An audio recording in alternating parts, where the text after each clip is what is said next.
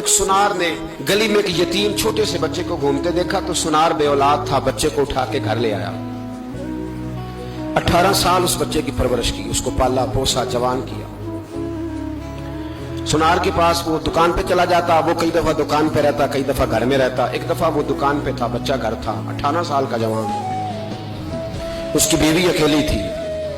وہ جس نے ماں بن کے پالا تھا اس نے اسی پہ حملہ کر دیا، اس کا بازو بری نیت سے تھاما، بیوی چیخی۔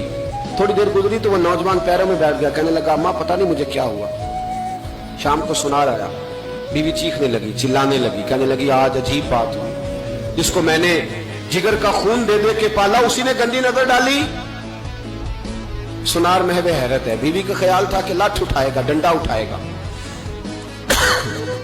نوجوان کو مارے گا، لیکن وہ رونے لگ گیا۔ اس نے کہا آج اس نے میرا بازو تھاما ہے، جانے کیا کیا ہے؟ پریشان ہونے لگ گیا، سجدے میں گر گیا، کہا تو بتاتا کیوں نہیں؟ تو وہ سنار کہنے لگا اس کی غلطی نہیں، 18 سال کے بعد آج مجھ پر بھی شیطان سوار ہوا تھا۔ ایک عورت آئی تھی، وہ اپنے بازوؤں میں چوڑیاں پہننا چاہتی تھی تو میں نے بھی گندی نظر سے ہاتھ ڈالا تھا، رب کریم نے مجھے فوراً اس کی سزا دی۔ جن کے گھروں میں بیٹیاں ہوتی ہیں ان کی نظریں گندی نہیں ہوتی، جو بیٹیوں کے باپ ہوتے ہیں، جو بہنوں کے بھائی ہوتے ہیں، ان کی نظریں گندی۔